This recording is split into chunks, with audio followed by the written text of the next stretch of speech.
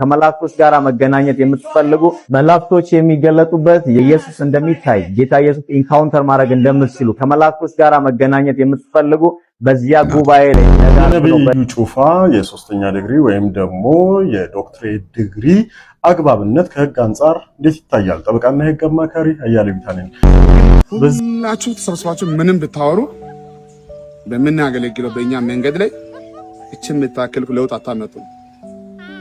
እኛ ግን በእናንተ ላይ ክፉ ብንጸልይ ብዙ ጉዳይ ይበላሻል ያለው ደግሞ ሰኔ 14 ማለትም እሁድ ከጠዋቱ 3 ሰዓት ጀምሮ ለእያንዳንዱ ሰው እንዲሁም በጫው የሚጸልይበት ፕሮግራም አዘጋጅተናል። አንድ ሰው አይደለም እግዚአብሔር በውስጥ ያስቀመጠው መንፈስ ያሸታል። ያቃል መንፈሱ እንደዚህ ብሎ ያቃል። በጣም ነው የሚያሸተው። ከሩቅ ነው የሚያውቀው ብሎ ያቃል። ቆይ ለተጣች ሳቅ ነው ያዘዝኩት እኮ እዩት ለቅሶ ቀርቶ ሳቅ መጣ። 1 2 3 እዩት ሳቅ ቀርታ እንዳትል መውደቅ አይቻልም። ሳቅ እንመልከት።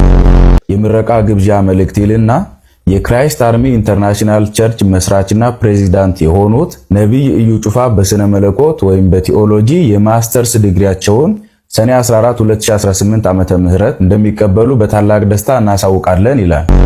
ጉዳይ ያውቃል ሚዲያ ተከታታዮች እንደምናላችሁ በእያላችሁበት የጌታ ጸጋ ብዝት ይበልላችሁ። እኔ ወንድማችሁ ዮናስ በድሉኝ እንደተለመደው በአዳዲስና በአጫጭር በአስተማሪ ቪዲዮዎች መጥቻለሁ። ለዚህ ቻናል አዲስ ሆናችሁ ሰብስክራይብ፣ ሼር በማድረግ እንዲሁም ደግሞ ይህንን ቪዲዮ ላይክ በማድረግ እንድትመለከቱት በጌታ ፍቅር ጠይቃለሁ። እስከ ፕሮግራም ፍጻሜ ድረስ አብራችሁን ቆዩ።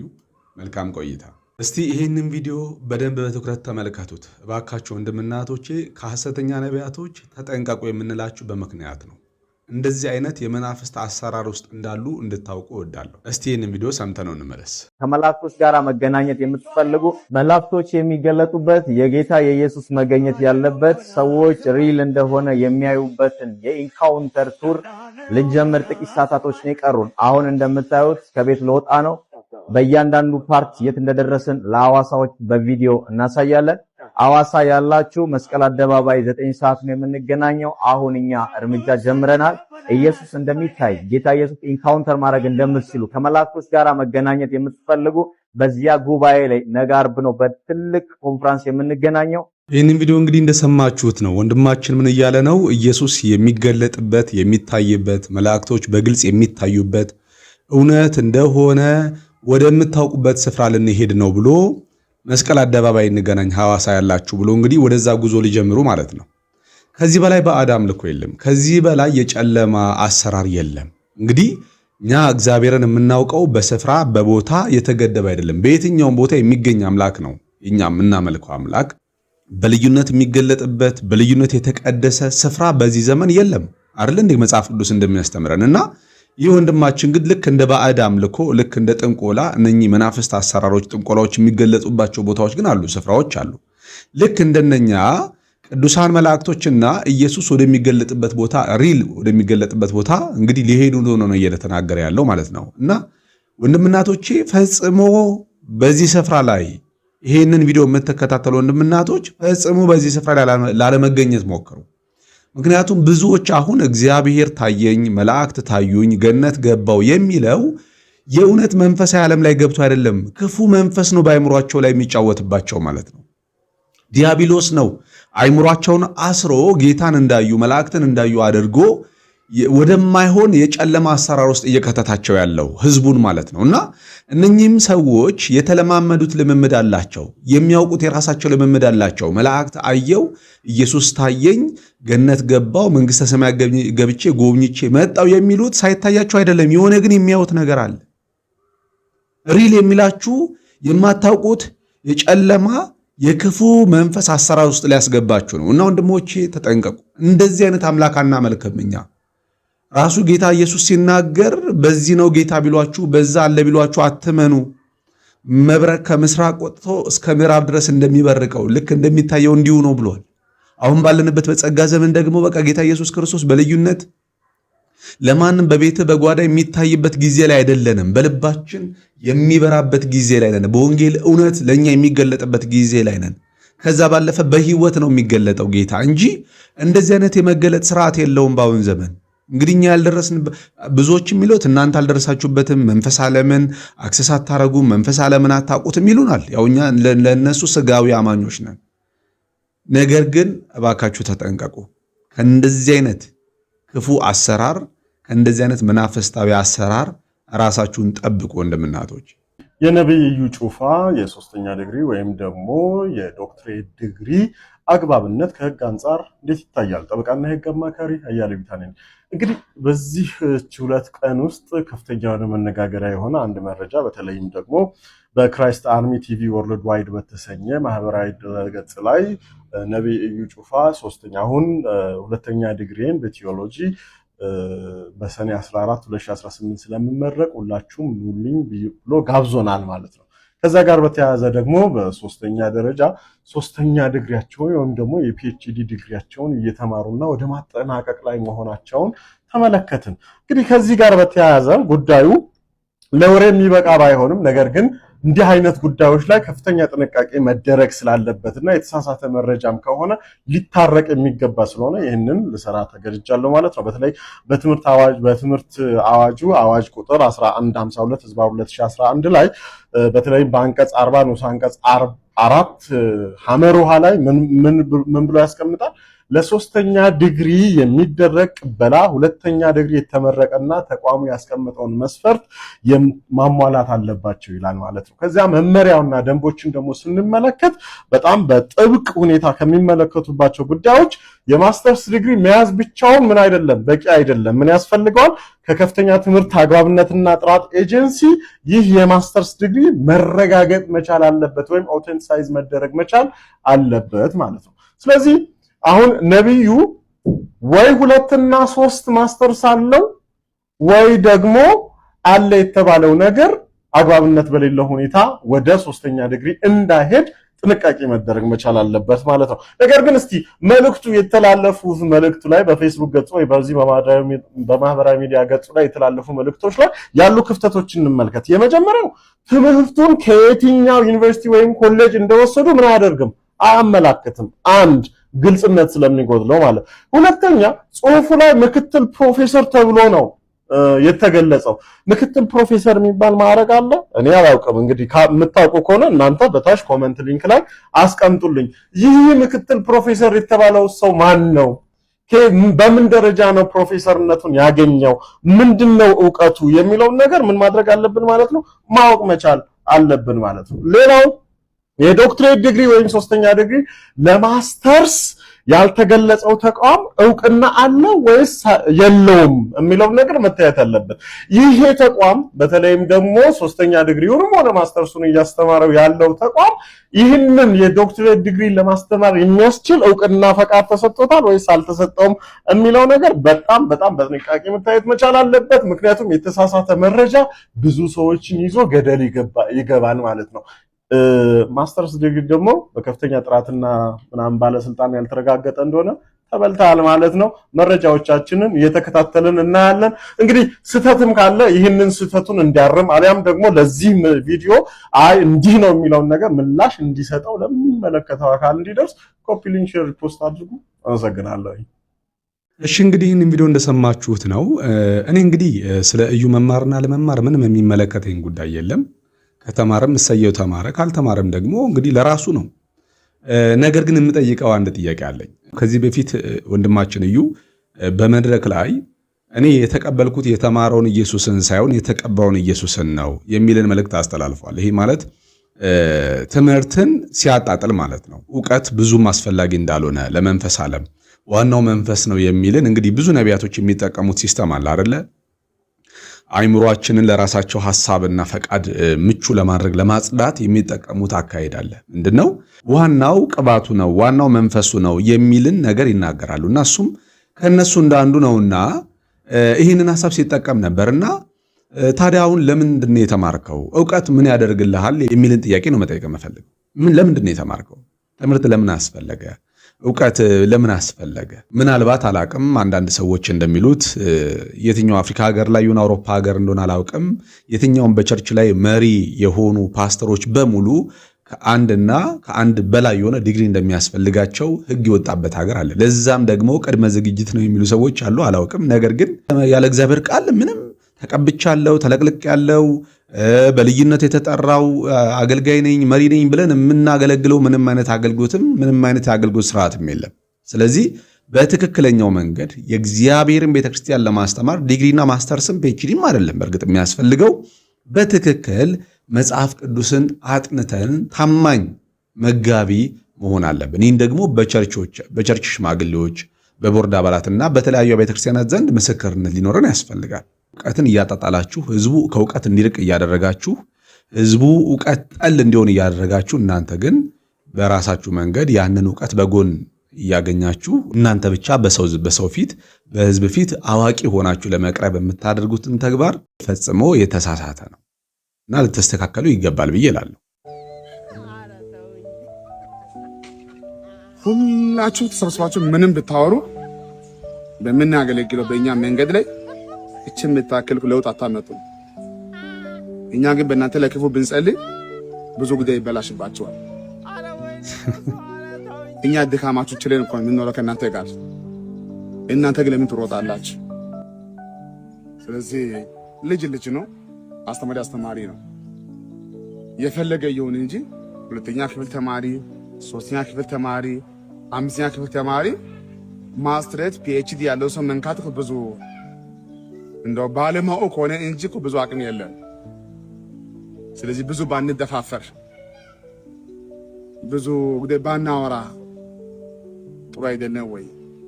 ከኛ ጋር ቆሞ በመካከላችን ሐዋርያት አሉ ብሎ የሚያምኑ ሰዎች መጡ። እነማን ስላቸው እስራኤል ዳንሳ የሚሉ ጉደኞች መጡ። በጣም ያስቃል በእውነት። ምን እንዳለ ሰምታችሁታል? እስራኤል ዳንሳ እናንተ ተሰብስባችሁ የፈለጋችሁትን ብታደርጉ ምንም አታመጡም ማለት። ነገር ግን እኛ አንዴ ብንጸልይባችሁ ድራሽ አባታችሁ ነው የሚጠፋው አለ። ምክንያቱም ልጅ ሁልጊዜም ልጅ ነው፣ አባት ሁልጊዜም አባት ነው አለ። ማለት ራሱን በምን ያህል ደረጃ ከፍ አድርጎ ክቦ እንዳስቀመጠው ተመልከቱ። ይሄ የምን ውጤት ነው? መጽሐፍ ቅዱስን ያለማንበብ ውጤት ነው። ምክንያቱም እኔ አገልጋይ ነኝ የሚል ሰው የእግዚአብሔርን ምስጢር መጋቢ ነኝ የሚል ሰው ራሱን በዚህ ልክ አይከበም፣ ምዕመኑን በዚህ ልክ አያኮሰስም። ምክንያቱም አንድ አማኝ በክርስቶስ ኢየሱስ ያለውን ስልጣን ቢያንስ ያውቃል። እና እነኚህ ሰዎች እንደዚህ እያስፈራሩ እንግዲህ የሚነዱት ብዙ ሕዝብ አላቸው። ነገር ግን አሁን እግዚአብሔር ይመስገን ብዙ የሚያነብ ትውልድ መጥቷል፣ ብዙ የሚጠይቅ ትውልድ መጥቷል። እንደ ድሮ እያጭበረበሩ የሚቀጥሉበት ጊዜ አብቅቷል ብዬ አስባለሁ።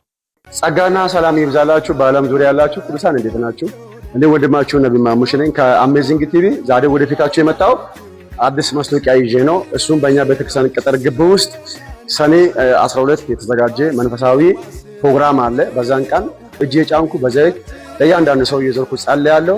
እንዲሁም ደግሞ ሰኔ 14 ማለትም እሁድ ከጠዋቱ 3 ሰዓት ጀምሮ ለእያንዳንዱ ሰው እንዲሁም በጨው የሚጸልይበት ፕሮግራም አዘጋጅተናል። አንድም ሰው ይህንን ፕሮግራም አይቅር። እንግዲህ እዚህ ፕሮግራም ላይ የምትሄጂ አዳሜ ምንድነው ያለው? በመጀመሪያ ደረጃ በዘይት የምጸልይበት ጊዜ ይሆናል። ቀጥሎ ደግሞ በጨው የምጸልይበት ጊዜ ይሆናል አለ። ያው መጨረሻ ላይ እሳት ማለት አይቀርም። ወንድማችን ማቱሳላ እንዳለው አቁላልተዋችሁ እዛው።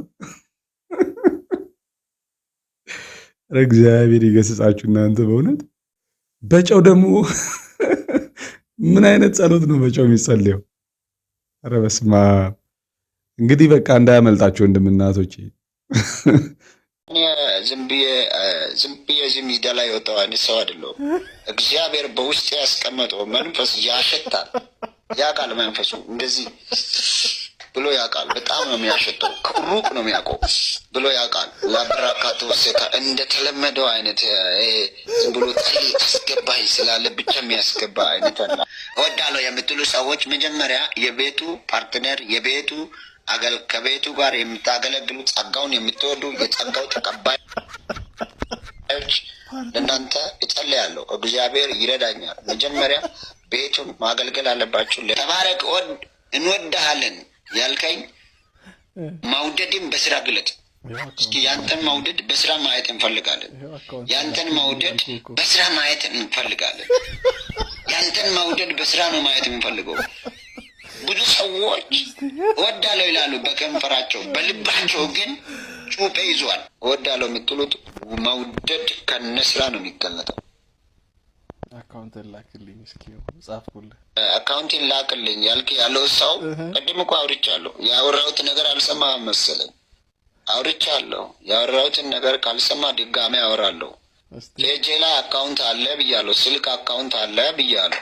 አስገባ። መጀመሪያ አስገብተህ አውራ። ከዛ በኋላ አስገባ። እንግዲህ እነኚህ ናቸው ነቢያቶች፣ የእግዚአብሔር ሰዎች እነኚህ ናቸውና በጣም የሚያሳዝን ጊዜ ላይ ነው ያለነው። በእውነት አያስቅም። የሚያሳዝን ጊዜ ላይ ነው ያለነው። እንግዲህ ወንድማችን ዳዊት ፋሲል ያለው ነገር እውነት እንደሆነ እያየው ነው። እንግዲህ እንደዚህ በድፍረት ነቢይ ነኝ ለማለት አለማንበብ ነው ውጤቱ። በቃ ይሄን ድፍረት የሰጣቸው አለማወቃቸው ነው። መጽሐፍ ቅዱስን ቢያነቡም እንደዚህ አይዳፈሩም። እና እባካችሁ ራሳችሁን ጠብቁ ወንድምናቶች። ይሄ ቀልድ አይደለም፣ የህይወት ጉዳይ ነው። የህይወት ጉዳይ ነው። እኛ በእነሱ በኩል እነሱ በሚሉን መንገድ ቢሆን ክርስቶስ ኢየሱስን የምናገኘው ዛሬ እነኚህ ሰዎች እንደ አህያ ነበር የሚጋለቡብን፣ መረማመጃ ነበር የሚያደርጉን እና ርኅራኄ የላቸውም። ህሊናቸውን ጥለዋል። መርከብ አለመሪ እንደሚጠፋ ህሊናቸውን ጥለው በእምነት ነገር ጠፍተዋል እንደሚለው እነኚህ ሰዎች ህሊናቸውን ጥለው የጠፉ ሰዎች ናቸውና እነሱን እየተከተላችሁ አትጥፉ። ራሳችሁን ጠብቁ። ውሃ እየተሻለ ጠገብ ላይ እሺ፣ ስሙኝ፣ እዩት። አሁን ልቧን የሚያሳርፍ የክርስቶስ ቅባት ውሃው ላይ ያስቀምጣለሁ። መንፈስ ቅዱስ 1፣ መንፈስ ቅዱስ 2፣ መንፈስ ቅዱስ 3። የመንፈስ ኃይል ውሃው ላይ ስላለ እንደጠጣች፣ ስሙኝ፣ እንደጠጣች አሁን ያለቀሰች ልጅ በኃይል ትስቃለች። በኃይል አትወጥቅም፣ አትንከባለልም። ግን መቆጣጠር የማትችል ሳቅ መጥቷል። ሐዘን ነበር ያወጀው ጠላት። እኔ ደግሞ በእግዚአብሔር መንፈስ ሰዎች ለሚያምን ስንት ይቻላል? ሁሉ ይቻላል። if you believe ሁሉ ይቻላል። ሰው በአብ በወልድ በመንፈስ ቅዱስ ስም ይሄን ውሃ እንደጠጠች እግዚአብሔር ሆይ ልዩ ደስታ ወደ ውስጧ ይግባ። ጠጭ ክፈችና የለም ታብታብ የሚያደርግ ታብታቡ እስካሁን 3 ይባረክ። እሺ ቆዩ ስሙት።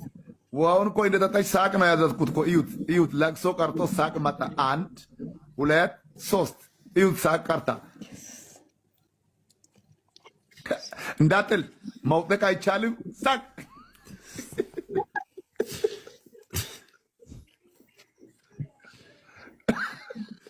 ምንድን ነው?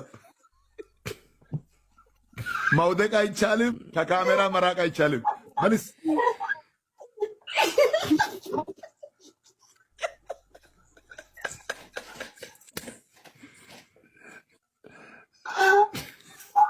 ሆዷን ይዛ ትስቃለች።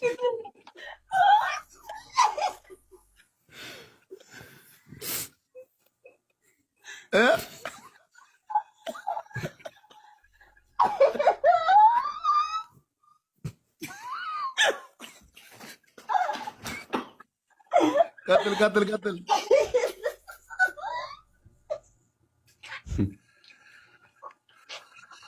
ቀጥል። ልብስ መብላት አይቻልም፣ አይቋረጥም። ከሰማይ እኮ ነው ሳቁ። አንጀት ትይዛለች እንጂ አይተውም። ቀጥል። አሁን ምን የሚሉት ነገር ነው? ውሰዱ፣ ሳቅ የተማችሁት ውሰዱ፣ የተጨነቃችሁት ስብት እንደ ኔም ኦፍ ጂሰስ።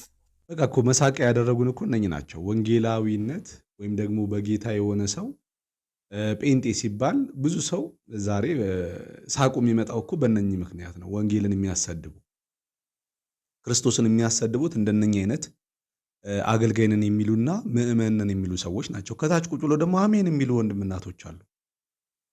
እግዚአብሔር ማስተዋል ይስጣችሁ። እንደምትመለከቱት ትላንትና ክራይስት አርሚ ቲቪ ወርልድ ዋይድ 798,000 ተከታይ ባለው ኦፊሻል የፌስቡክ ገጹ ላይ እንደዚህ የሚል ልጥፍ አስቀምጦ ነበር። እስኪ አብረን እንመልከተው።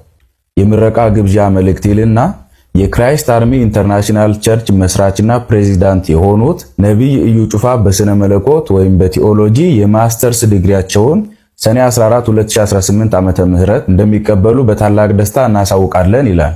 ዋናው ጉዳይ በዚህ የኢንተርናሽናል ቸርች መስራች በሚለው ቃል ላይ ነው። በዚህኛው መልእክት ላይ ሁለት ነገር ብቻ ልንገራችሁ። በቅድሚያ ይህ ቸርች የሚለው የእንግሊዘኛው ቃል መነሻው የግሪኩ ክሪያኮን የሚለው ቃል ነው። ትርጉሙን the Lord House ይሉታል ወይም የጌታ ቤት ማለት ነው። ስለዚህ ቸርች ማለት የጌታ ቤት እንደማለት ነው። እንደምታውቁት እኛ በግዕዙ ቤተክርስቲያን እያልን የምንጠራው ማለት ነው። ክርስቶስ መድኃኒታችን በማቴዎስ ወንጌል ምዕራፍ 16 ቁጥር 18 ላይ እንደተጻፈው ስለ ቤተክርስቲያን እንዲህ ብሎናል፣ ቤተክርስቲያኔን እሰራለሁ ብሏል። ከዚህም የክርስቶስ ንግግር እንደምንረዳው ቤተክርስቲያንን የኔ ብሎ ቤተክርስቲያኔ ብሎ መጥራት የሚችለው ወይም ኦውነሯ ክርስቶስ ብቻ ነው። ከዚህ ውጭ ግን ሌላ ግለሰብ የኔ የሚላት ቤተክርስቲያን ካለች ወይም የገሌ የምትባል ቸርች ካለች እርሷ እውነተኛዋ ቤተክርስቲያን እንዳልሆነች ይወቁ። ምክንያቱም በቅዱስ ወንጌል ላይ እንደተጻፈው ቤተክርስቲያኔ ብሎ መጥራት የሚችለው ክርስቶስ ብቻ ነው። ሁለተኛ ቅድም ባሳየኋችሁ ልጥፍ ወይም ፖስት ላይ የክራይስት አርሚ ኢንተርናሽናል ቸርች መስራች የሚል ቃል አንብበናል አይደለ? ይሁላችሁ ቤተክርስቲያንን መመስረት የሚችለውና የመሰረተው ክርስቶስ ብቻ ነው። ስለዚህ በዚህ ዓመተ ምህረት እገሌ የሚባል ግለሰብ የመሰረታት ቸርች ወይም ቤተክርስቲያን የምትባል ካለች እርሷ እውነተኛዋ ቤተክርስቲያን አይደለችም። ክርስቶስም ቤተክርስቲያኔን እሰራለሁ ብሎ ተናገረ እንጂ በዚህ ዓመተ ምህረት ወደፊት እነገሌ የሚባሉ ግለሰቦች መጥተው ኢንተርናሽናል የሆነችን ቤተክርስቲያን ይመሰረታሉ ብሎ አልተናገረም። የሚመሰረተው መመስረትም የሚችለው ክርስቶስ ብቻ ነው። ከክርስቶስ ውጪ የሆነ ግለሰብ የመሰረታት ቤተክርስቲያን ካለች ግን እርሷ እውነተኛዋ ቤተክርስቲያን አይደለችም። በነገራችን ላይ አስተውላችሁታል? እነዚህ ሰዎች እኮ የክርስቶስን ቦታ ለመተካት እየጣሩ ነው። ይህ ግን አያስደንቅም። ምክንያቱም ራሱ ባለቤቱ ክርስቶስ በማቴዎስ ወንጌል ምዕራፍ 24 ቁጥር 24 ላይ እንደተጻፈው ወደፊት ሐሰተኞች ክርስቶሶችና ሐሰተኞች ነቢያት ይነሳሉ ብሎ አስቀድሞ ስለነገረን ለሁሉም ማስተዋሉን ያድለን። ይቆየን። እሺ እንግዲህ ይህንን ቪዲዮ እንደሰማችሁት ነው። ይህንን ሐሳብ ይዞ የመጣው ወንድም ኦርቶዶክስ ቢሆንም ግን ትክክለኛ የሆነ ጥያቄ ነው ይዞ የመጣው። ትክክለኛ የሆነ ሐሳብ ነው ይዞ የመጣው። ሁላችንም ልንቀበለውና ልንሰማው የሚገባ ጉዳይ ነው። እውነት ነው። ብዙ ጊዜም ብለንበታል። መስራችና ባለራእይ ብሎ ነገር የለም። የቤተ ክርስቲያን የክርስቶስ አካል መስራቿ ወይም ራሷ ክርስቶስ ኢየሱስ ነው። ጳውሎስ እንኳን እንደ ብልሃተኛ ናጺ አለቃ መሰረትን መሰረትኩ ሲል ያንን እውነት ከኢየሱስ ክርስቶስ ተቀብሎ የመጀመሪያው የተቀበለው እና የሰበከው እሱ እንደሆነ ለማረጋገጥ ነው። እኔ የተቀበልኩትን ደግሞ አሳልፌ ሰጠዋችሁ እንደሚል ማለት ነው ሐዋርያው ጳውሎስ። ይህ ሰው ደግሞ ራሱን መስራችና ባለራእይ ብሎ መጥራቱ በራሱ በጣም የሚያሳፈር ነው እና እነኚህ ሰዎች ለስም አጠራራቸው ምንም አይነት ጭንቀት የለባቸው። በቃ ፕሮፌት ለመባል ራሳቸው ነብይ ብለው መቼስ መጀመሪያ ላይ ፌስቡካቸውም ላይ ቲክቶካቸውም ላይ ነብይ ከሌ ብለው የሚጽፉት ራሳቸው ናቸው፣ ማለት ራሳቸውን የሾሙ ሰዎች ናቸው። በሁለተኛ ደረጃም ደግሞ የቤተ ክርስቲያን መስራችና ባለራእይ የሚለው ቃል ራሱ በጣም ከባድ እኮ ነው። ለአእምሯችን ስናስበው ልንሸከመው የምንችለው ስም አይደለም። እውነት ነው። የክርስቶስን ቦታ መጋፋት ነው። ቤተ ክርስቲያን ወይም ደግሞ የክርስቶስ አካል መስራቿን ባለራእዩም ራሱ ክርስቶስ ኢየሱስ ነው። እኛ አገልጋዮች ነን። የኛ አይደለችም። የትኛውም ቸርች የትኛውም ህብረት የኛ አይደለም። በእኛ በባለቤትነት ስም ሊጠራ አይገባውም። ለምሳሌ እኔ በጣም ደስ የሚለኝ እናት ቸርቾች ላይ ሙሉ ወንጌል፣ መሰረተ ክርስቶስ ምናምን እየተባሉ የሚጠሩ ቤተክርስቲያኖች ደስ ይሉኛል። መስራችና ባለራእይ ብሎ ነገር የለባቸው።